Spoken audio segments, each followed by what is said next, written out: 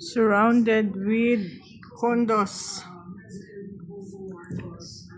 Yun yung MOA. Actually, ano siya, walking distance lang. At ang likod niyan is ang SMX. Tapos Conrad na hotel. So, nag-choose me dito lang para iwasan natin yung heavy na traffic. And possible din siya na pwede lang din siyang walking distance lang. But since kung minsan unpredictable yung weather, gaya kagabi, paglabas namin sa hotel, malakas yung ulan. So, mahirap din kung maglalakad ka lang. So, nag-taxi kami. But at least malapit lang, maiwasan mo yung mga traffic. Parang isang liko lang yata, dito na. So, ito yung harap ng hotel. Kung ako lang din, gusto ko lang din mag-condo kung nandito kami sa Maynila. But, yun lang, compare sa hotel, may mga services kasi na kung sa condo ka wala. Samantalang dito, mag-ask ka ng coffee, shampoo, towels, and maglinis dun sa room. Available siya.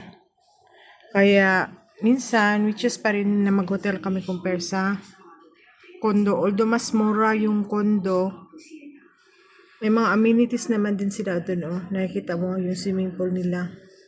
Pero, iba pa rin dito kung naka-hotel ka. So, today is packing time na. Oh, ang gulo na ng aming room. Packing time na kay flight back na sa ating hometown. So, enjoy muna natin yung mga view. Actually, mataas yung kanilang building. Same din dun sa kabila, oh. Actually, in person yun siya, sobrang taas. Kaya nakakatakot kung simba ko na ilindol. Kaya yan. Nung nandun kami sa loob ng mall, ang dami-daming tao. Hindi ko malaman kung saan sila galing na. Sobrang dami talaga. Kaya kasi sa atin naman, konti lang ang tao sa mall. Dito grabe kaayo sila.